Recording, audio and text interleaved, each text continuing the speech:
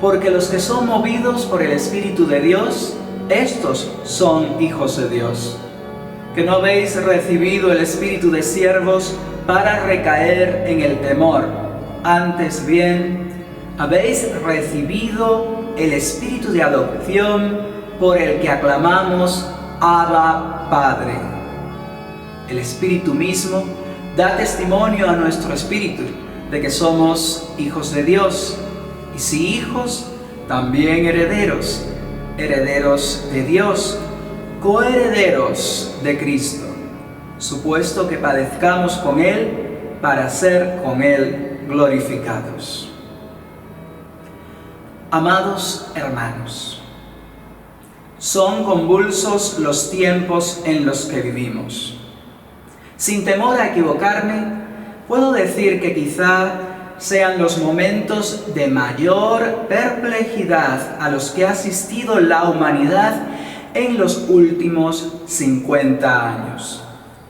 La explosiva presencia del relativismo como tendencia generalizada en nuestra sociedad, arraigado ya de tal manera en nuestra cultura, caracterizada por el narcisismo y el hedonismo, no han dejado indiferente a la Iglesia de Cristo. Y esto en cualesquiera de sus expresiones católicas. Bien sabemos que la mortífera pócima relativista, condimentada por el mismo demonio, enferma al ser humano al hacerle creer la mentira de la antigua serpiente: seréis igual a Dios.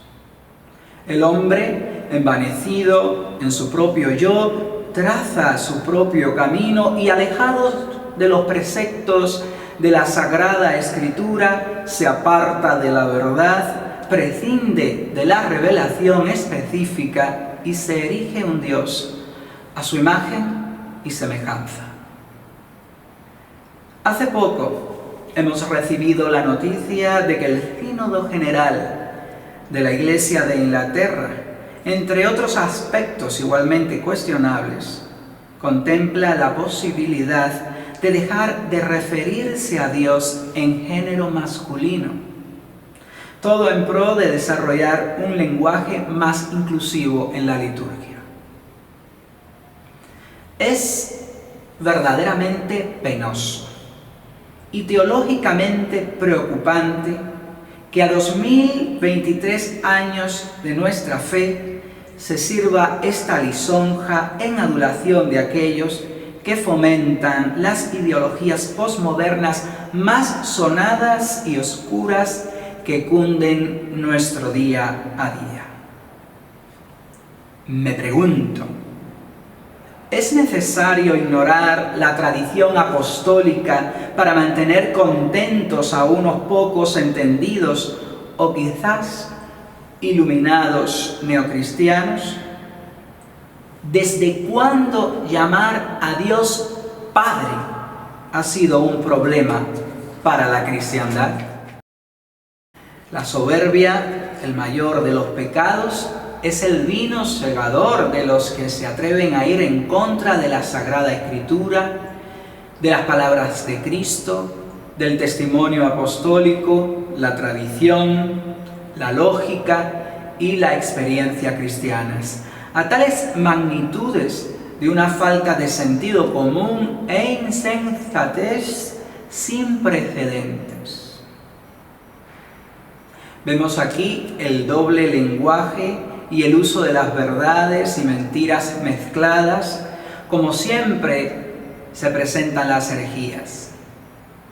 Cierto es que Dios es espíritu, mas por encima de cualquiera conclusión que podamos llegar al respecto, no podemos negar el hecho contundente de que Dios ha querido manifestarse y ser llamado Padre, con todo lo que ello significa. La imagen del Padre ha sido y es la correcta para expresar la distinción entre el Creador y su criatura, la soberanía de su acto creador. Esta verdad fue confirmada por la boca de Cristo, el Verbo, la palabra salida de Dios, la imagen del Dios vivo, el resplandor de su gloria. Notemos, la imagen. Cristo vino a la tierra y lo hizo como un hombre, varón. En el principio, Dios hace al hombre a su imagen y semejanza, y lo hace varón. Esta descripción de la creación hasta hace muy poco fue interpretada literalmente. A las sombras del modernismo teológico ha sufrido cambios. No obstante, debemos quedarnos con su mensaje global. Luego vendrá la mujer que sacará a Dios de la costilla de Adán. Sin entrar en tecnicismos, al parecer el inspirado autor nos da a entender que Eva tuvo un surgimiento posterior. No podemos delimitar márgenes de tiempo, tampoco es necesario. Con esto no quiero dar a entender que por tal razón la mujer sea inferior al varón. No. Cuidado. El hombre, ya sea hombre o mujer, es persona igualmente. En efecto, ambos han sido creados a imagen y semejanza del Dios personal. Solo quiero apuntar que Dios el Padre deja ver la primera chispa de su semejanza en el varón. Es como si desde el principio quisiera dejar claras las cosas, para que no queden dudas. Nos rehúsa ser llamado Padre, y en Adán nos deja ver la estela de aquello que posteriormente los hombres definirían como masculinidad. ¿Qué vemos en todo esto? Que en el hombre varón da a ver un esbozo primario de su imagen con todo lo que ello nos orienta. No ignoro que este Dios que se manifiesta como Padre y quiere ser llamado así, en su trato con los hombres y mujeres nos ha dejado a ver atributos maternos. De la tercera persona de la Trinidad tendríamos mucho de qué hablar.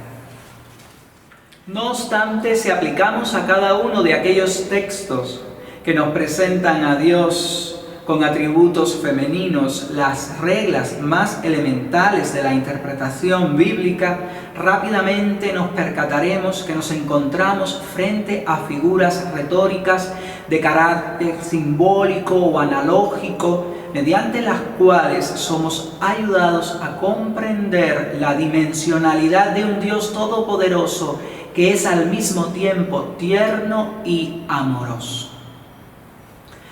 Entonces, ¿por qué un asunto tan claro como este parece ahora levantar ampollas?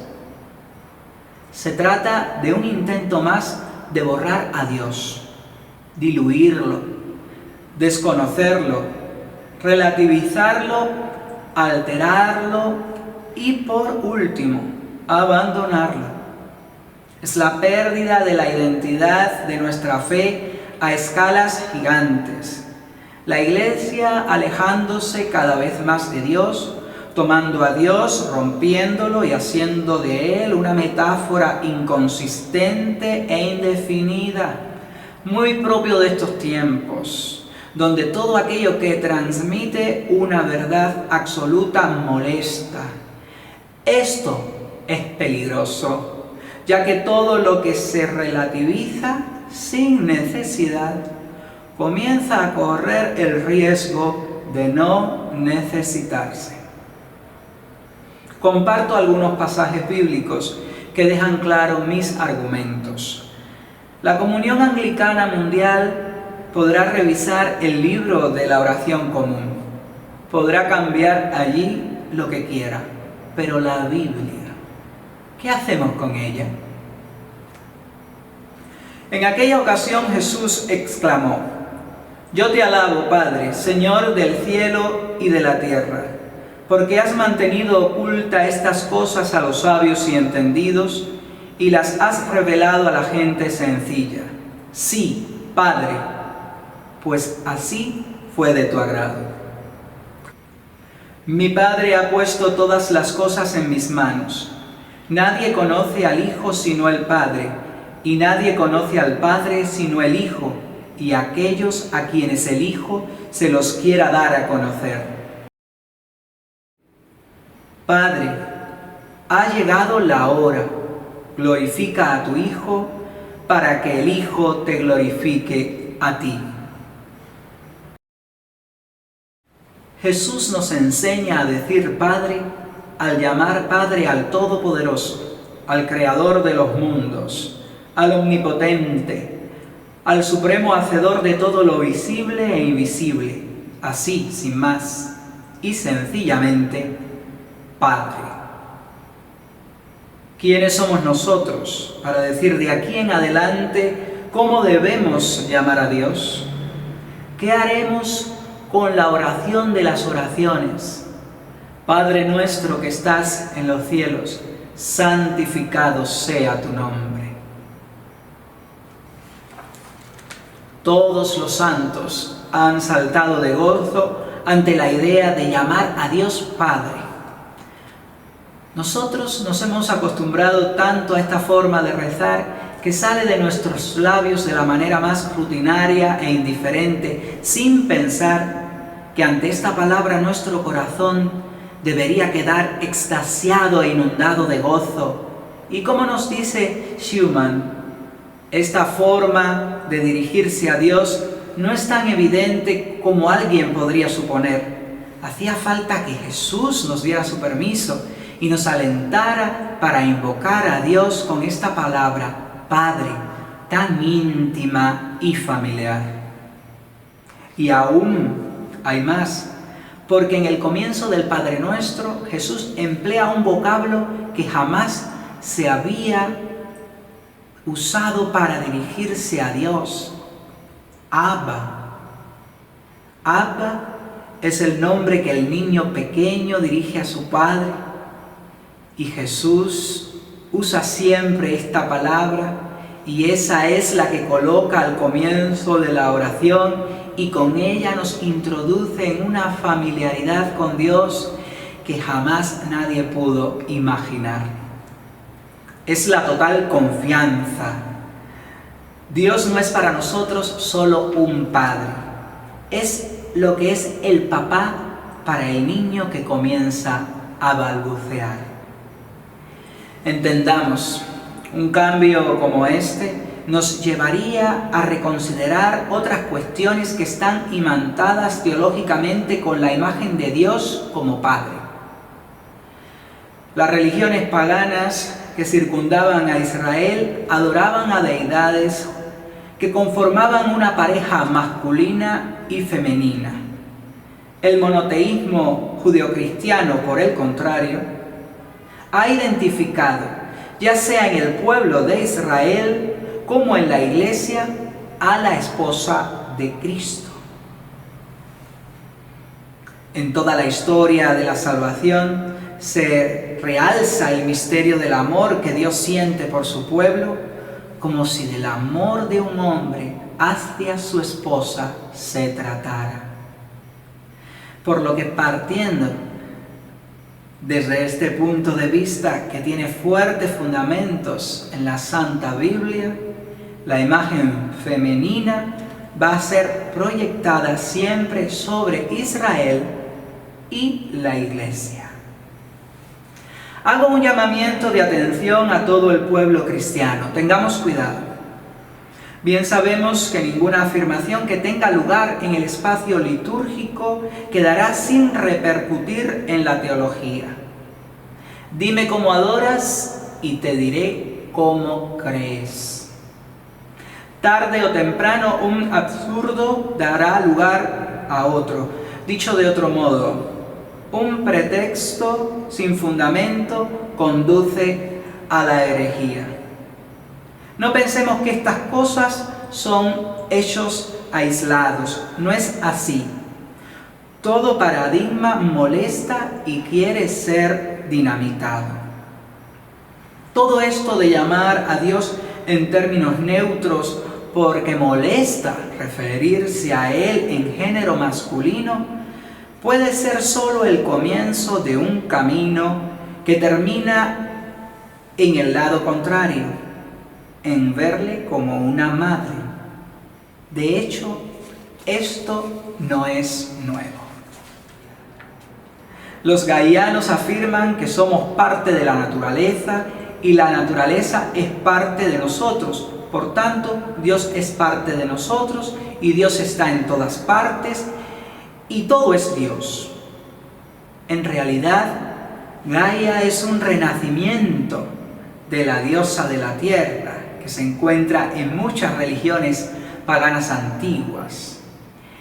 El actual culto de Gaia es una astuta mezcla de ciencia, paganismo, misticismo oriental, Wicca y feminismo.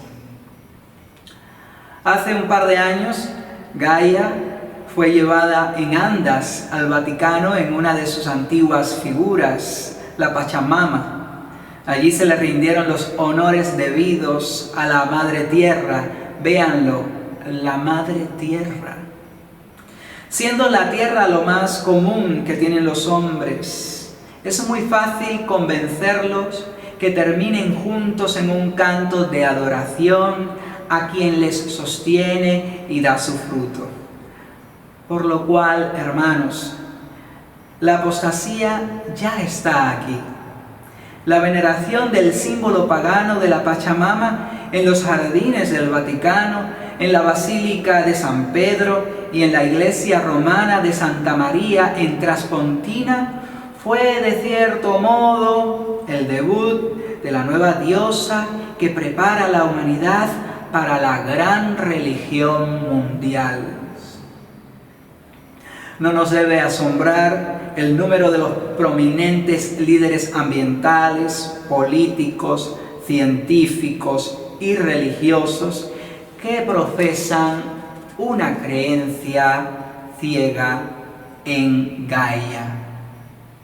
Los gaianos parecen haber infiltrado todos los niveles de poder de las Naciones Unidas y haber ascendido a posiciones prominentes en muchos gobiernos. Se podría percibir correctamente como el culto más peligroso y tortuoso en la faz del planeta, ya que los seres humanos son identificados como violentos abusadores del planeta, quienes ponen en peligro el organismo como un todo, como si la raza humana fuera un cáncer. ¿No les suena todo esto? En su último libro, La venganza de Gaia, Jim Lovelock afirma que Gaia está completamente despierta y enojada. Lovelock afirma: así como el cuerpo humano usa una fiebre para combatir una infección, Gaia está elevando su temperatura para expulsar a un parásito dañino, los humanos. Curiosamente, la climatología fue la primera rama de la ciencia que apoyó afectiva y activamente la teoría gaiana. La hipótesis de Gaia, ausente de las connotaciones espirituales, ahora ha sido aceptada en la ciencia convencional y renombrada la teoría de Gaia. Puede encontrarse en la mayoría de los libros de texto sobre ciencias ambientales. Los gaianos enseñan que la tierra divina debe ser protegida de todas las amenazas, no importa cuál sea el costo. La evaluación global de la diversidad biológica de las Naciones Unidas se refiere explícitamente al cristianismo como una fe que ha separado a los seres humanos de la naturaleza y los ha despojado de sus cualidades sagradas. El actual movimiento feminista también ha acogido calurosamente el concepto de una diosa Gaia. Para muchos de estos defensores, una parte integral de la adoración de la diosa es su tema predominante de declaraciones antimasculinas. En esta visión filosófica del mundo, ya que el culto a la diosa es bueno, entonces, por necesidad, cualquier uso de la terminología masculina en referencia a Dios o cualquier prominencia de los hombres en la cultura o a la sociedad es generalmente desalentado. Creo que es suficiente para darnos cuenta qué está sucediendo a nuestro alrededor. La persecución no deja de ser religiosa.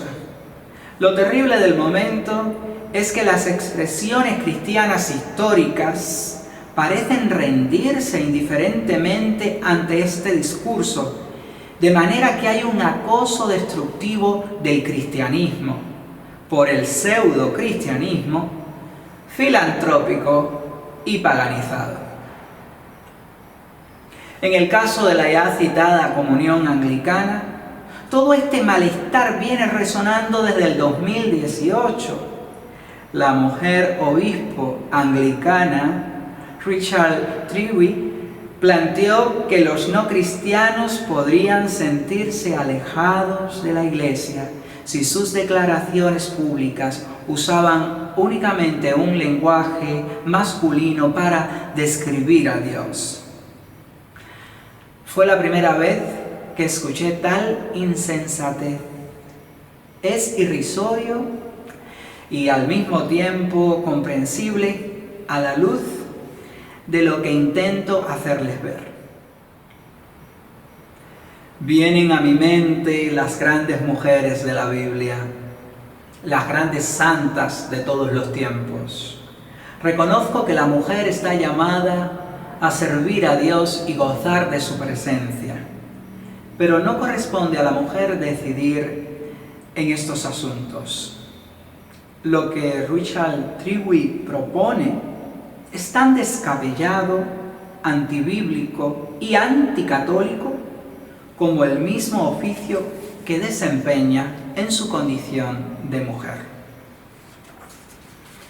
No es un secreto para nadie que según la tradición apostólica y universalmente aceptada, las mujeres no están llamadas a ser obispos. Esto no se trata de machismo. Cierto es que la actitud de Jesús respecto de la mujer contrasta fuertemente con la de los judíos contemporáneos, hasta tal punto que sus apóstoles se llenaron de maravilla y estupor ante el trato que les brindaba. Conversa públicamente con la samaritana, no toma en cuenta la impureza legal de la hemorroísa, deja que una pecadora se le acerque en casa de Simón, el fariseo, e incluso que lo toque para lavarle los pies. Perdona a la adúltera, mostrando de este modo que no se puede ser más severo con el pecado de la mujer que con el del hombre. Toma distancia de la ley mosaica para afirmar la igualdad de derechos y deberes del hombre y la mujer respecto del vínculo matrimonial. Se hace acompañar y sostener en su ministerio itinerante por mujeres. Les encarga el primer mensaje pascual. Incluso avisa a los 11 de su resurrección por medio de ellas. Por tanto, si él hubiese querido, las habría llamado a ellas para el ministerio episcopal, pero no lo hizo. Es inconcebible pensar que lo hiciera por machismo. Los usos de su pueblo no representaban un obstáculo para él. Los apóstoles siguieron la misma praxis, llamando solo a varones. Y esto a pesar de que María, la madre de Jesús, seguramente ocupaba un lugar central en la comunidad de los primeros discípulos. Pero cuando llegó el momento de cubrir el lugar de Judas, eligen entre dos varones. Ahora podrán pensar que me estoy saliendo del tema, y no es así. Lo que Richard Dewey propone al imputar a los no cristianos un sentimiento de marginación por escuchar hablar de Dios en términos masculinos es, de cierto modo, una defensa solapada de su episcopado femenino sin fundamento de cualquier clase.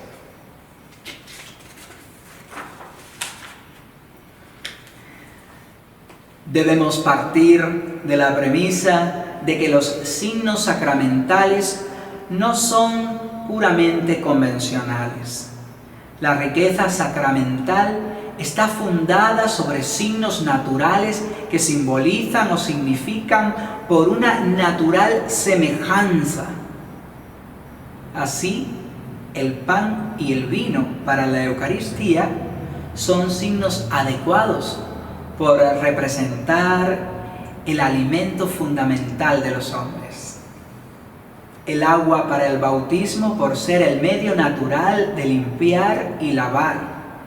El aceite consagrado para la unción de los enfermos por ser remedio para numerosas enfermedades, y así cada uno. Esto no solo vale para las cosas, sino también para las personas. Por tanto, si en la Eucaristía es necesario expresar sacramentalmente el rol de Cristo, solo puede darse una semejanza natural entre Cristo y su ministro, si tal rol es desempeñado por un varón.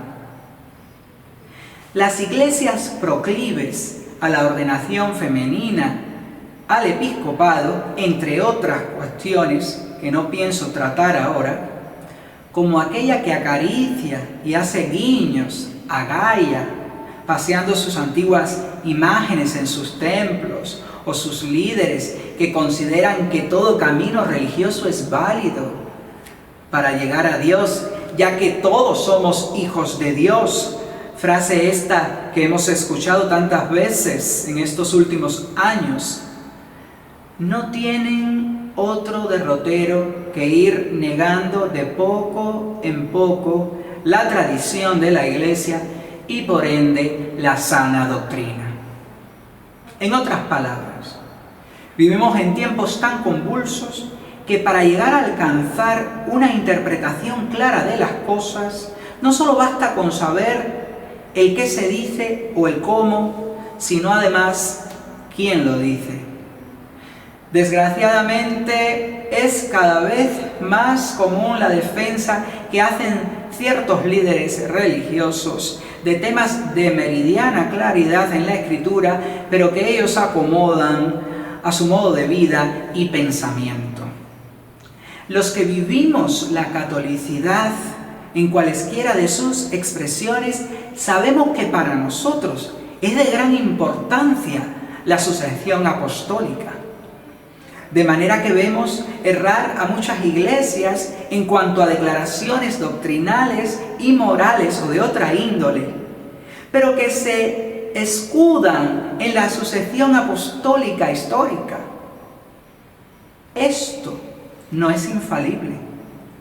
Es una idea equivocada, mutilada y manipulada del asunto.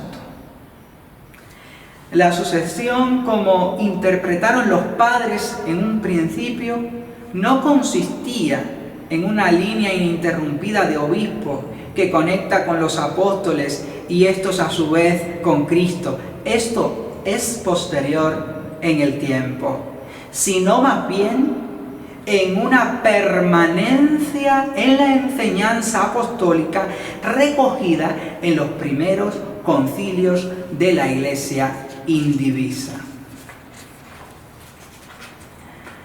La sucesión apostólica se entendía como fidelidad al Evangelio y a la doctrina. Tal es así que si bien se guarda celosamente la genealogía episcopal, también es de vital importancia la observancia de la fidelidad a la tradición verdadera y no adulterada de la Iglesia, sin la cual no puede hablarse de sucesión apostólica alguna. Por lo que toda iglesia, por histórica que sea, o líder religioso, ostente la jerarquía que fuere, que incurra en el abandono de la verdad del Evangelio y las palabras de Cristo y los apóstoles, de la revelación específica que es la Sagrada Escritura, en el menoscabo de la tradición y enseñanza de los padres, cae ipso facto de la sucesión apostólica y por tanto incurre en anatema, invalidándose sacramentalmente y acarreando la ruina y la perdición sobre sí y aquellos que le siguen. Pudiéramos pensar que se trata, sin temor a equivocarnos, de una infiltración de las sombras dentro de la Iglesia de Cristo a niveles nunca antes vistos. Aquellos que incurren en la apostasía solo tienen un solo camino, y es el del arrepentimiento. No obstante, el resto nos queda escudriñar las Escrituras con la ayuda del Espíritu y poder vislumbrar la verdad de la palabra de Dios en los signos de los tiempos y estar preparados para hacer defensa de la fe al precio que fuere necesario. Recordemos a nuestro Señor Jesucristo cuando nos dijo: de la higuera aprended la parábola. Cuando su rama se enternece y las hojas brotan, sabéis que el verano está cerca. La encarnación del Verbo ha tenido lugar en una persona de sexo masculino. Es una cuestión de hecho que tiene relación con toda la teología de la creación en el Génesis, la relación entre Adán y Eva, Cristo como nuevo Adán, y que si alguien no está de acuerdo con ella o con su interpretación, de todos modos se enfrenta ante el hecho innegable de la masculinidad del Verbo encarnado. Si se quiere, habría que discutir entonces el por qué Dios se encarna en un varón y no en una mujer. Y este Cristo varón nos enseñó a llamar a Dios Padre, nuestro Padre. Ve y dile a mis hermanos: subo a mi Padre y a vuestro Padre, a mi Dios y a vuestro Dios. Por tanto, nos deja bien claro en tales afirmaciones la manera de cómo llamar, entender y aceptar a Dios en cuestión de género, usando para esto la idea que tenemos los hombres de masculinidad, la cual Él mismo portaba al ser imagen de Dios el Padre. Queda claro que ambos eran de una misma naturaleza y condición. Estamos llamados, como pastores del pueblo de Dios, a cuidarle de aquellos que vienen como lobos disfrazados de cordero. Este pueblo sacerdotal en el cual el hombre y la mujer están convocados a servir con amor, no puede caer en los detrimentos actuales que impulsa la ingeniería social con su rosario de ideologías nocivas, por cuanto deshumanizantes, y mucho menos en las ideas promovidas por una religión pagana, contraria a la fe cristiana, revestida de agenda verde, que mira al hombre como un parásito. Instrumentos dictatoriales y globalistas que usan las grandes élites para borrar la cultura cristiana y despojar al hombre de su dignidad.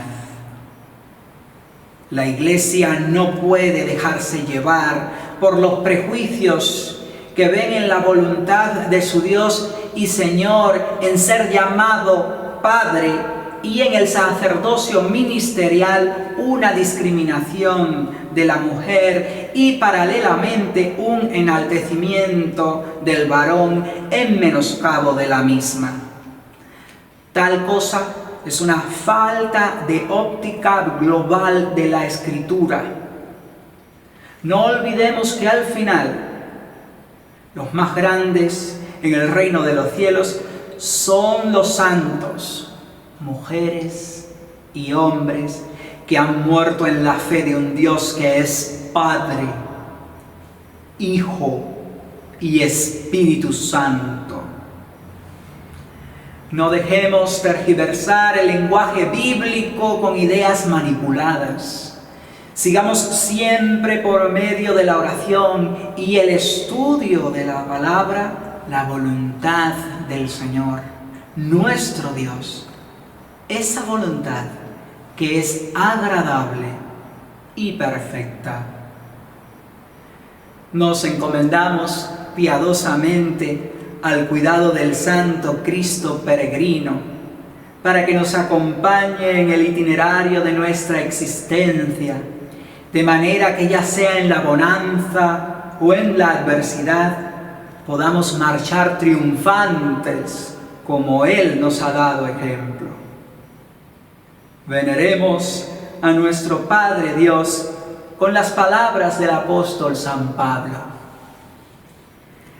Bendito sea el Dios y Padre de nuestro Señor Jesucristo, que nos bendijo con toda bendición espiritual en los lugares celestiales en Cristo, según nos escogió en Él antes de la fundación del mundo, para que fuésemos santos y sin mancha delante de Él, en amor, habiéndonos predestinado para ser adoptados hijos suyos por medio de Jesucristo, según el puro afecto de su voluntad, para alabanza de la gloria de su gracia, con la cual nos hizo aceptos en el amado, en quien tenemos redención por su sangre, el perdón de los pecados, según las riquezas de su gracia. Sea por siempre bendito nuestro Dios y Padre. Amén.